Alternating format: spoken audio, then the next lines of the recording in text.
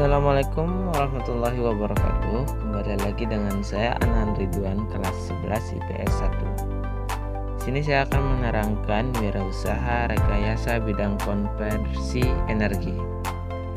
Energi merupakan kemampuan untuk melakukan kerja. Energi dapat dikonversikan atau berubah jadi dari bentuk energi yang satu ke bentuk energi yang lain. Energi dapat dipindahkan dari suatu sistem ke sistem lain melalui gaya yang mengakibatkan pergeseran posisi benda. Sumber energi yang dimanfaatkan oleh kehidupan manusia dapat dibedakan menjadi energi baru, terbarukan, dan tidak terbarukan. Energi baru terbarukan merupakan sumber energi yang renewable atau dapat diperbarui, diantaranya adalah biomasa, biogas, tenaga angin, fotovoltaik, panas bumi, dan air. Sumber energi yang tidak dapat diperbarui adalah suatu sumber energi yang terpakai habis dan tidak dapat diciptakan kembali. Sumber yang tidak dapat diperbarui diantaranya bahan bakar fosil seperti minyak bumi, gas alam, dan tambang. Energi baru terbarukan disebut juga sustainable. Energi yang berarti tersedia dalam waktu jauh ke depan. Sumber energi yang dengan cepat terisi kembali oleh alam melalui proses berkelanjutan. 1. Ide dan peluang usaha. Sumber energi merupakan tempat munculnya energi yang dapat dimanfaatkan dalam kehidupan manusia. Sistem konversi energi dapat dikembangkan untuk menghasilkan tenaga, misalkan bahan bakar yang dimasukkan ke dalam silinder mesin konversi energi pada motor bakar, energi yang tersimpan sebagai ikatan atom dalam molekul premium dilepas pada waktu terjadi pembakaran dalam silinder. Energi panas hasil pembakaran ditransfer untuk mendorong torak atau piston pada silinder sehingga piston bergerak dan terjadi transformasi energi panas menjadi energi kinetik dan kompresi menjadi energi mekanik yang menghasilkan usaha atau kerja. 2. Sumber daya yang dibutuhkan. Sumber daya pada usaha produk rekayasa bidang konversi energi meliputi A. Aman, B. Money, C. Material, D. Machine, E. Method, dan F. Market. Sebagai sumber usaha konversi energi, kreativitas manusia sebagai sumber daya ekonomi yang memiliki nilai dan manfaat yang tinggi untuk meningkatkan perekonomian Indonesia. Industri kreatif merupakan salah satu solusi dalam pemanfaatan kreativitas, keterampilan, serta bakat individu untuk menciptakan kesejahteraan dan lapangan kerjaan dengan menghasilkan daya cipta dan rekreasi seseorang.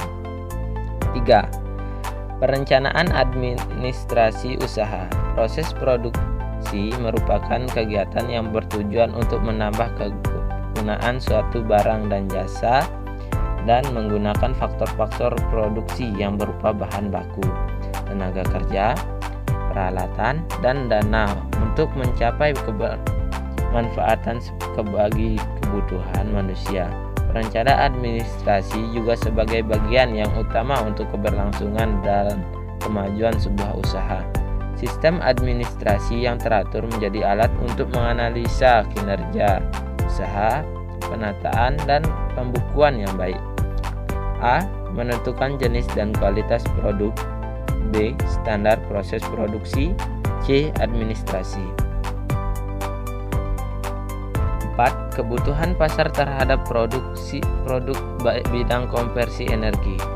Produk rekayasa bidang konversi energi sebagai bagian dari jutaan produk yang kita jumpai dalam kehidupan sehari-hari dengan tujuan untuk mencapai efektivitas, memperlancarkan kegiatan dan kenyamanan penggunaannya. Industri kreatif dengan memperhatikan kreatif lokal dan kreasi potensi lokal yang memiliki nilai-nilai kultural dikembangkan menjadi suatu produk yang memiliki nilai tambah dan kekuatan ekonomi baru. 1. Aneka produk bidang konversi energi. A. Konversi energi angin. Energi angin digunakan untuk membangkitkan energi listrik dengan pembantuan kincir untuk angin, menggerakkan generator baling-baling yang digunakan untuk mengubah angin menjadi putaran rotor. Ekor yang dipasangkan pada kincir angin digunakan untuk membantu kincir mengarah pada arah angin dari berbagai arah. Kincir angin ditopang oleh menara yang dapat kita lihat sebagai berbagai jenis menara, antara yang lain jenis turbular, menara kaki 3, dan menara kaki 4. Jika kita mengamati pembangkitan listrik energi angin, beragam jenis baling-baling yang digunakan di masyarakat. Model baling-baling yang sudah banyak diterapkan menggunakan 3 sudut. B. Konversi energi surya atau matahari. Pembangkit listrik energi surya atau disebut dengan istilah fotovoltaik atau PV merupakan teknik mengubah energi sinar matahari menjadi energi listrik melalui sel surya atau solar cell. Secara langsung, sel surya beragam ukurannya. Jika membutuhkan daya output yang lebih besar, sel surya disusun dalam bentuk modul komponen yang digunakan dalam pembangkit listrik energi surya, antara lain modul surya, regulator, aki, inverter atau DC atau AC, dan beban listrik. Keuntungan pembangkitan listrik tenaga surya adalah mengubah energi surya menjadi listrik secara langsung tanpa menggunakan generator.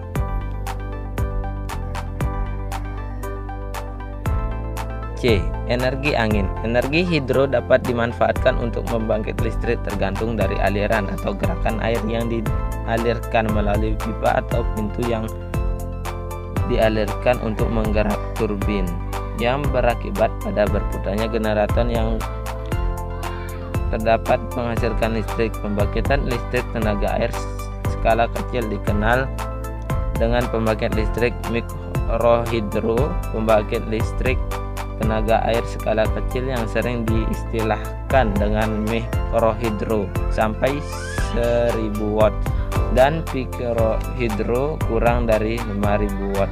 Cocok dikembangkan di daerah terpencil yang belum tersentuh energi listrik atau di daerah yang masih membutuhkan atau kurang pasokan listrik. Pembangkitan listrik mencapai 1000 kW sering diistilahkan dengan mini hidro. Arus air menggerakkan sudu-sudu turbin yang dihubungkan dengan proses sebuah generator. D. Biogas. Biogas yang berasal dari kotoran sapi atau manusia disalurkan pada bak penampungan dan melalui lubang pipa kotoran disalurkan ke digester atau pengolahan. Kotoran dicampur dengan air dimasukkan ke dalam tangki, bercampur, diaduk hingga merata membentuk lumpur kotoran atau slurry.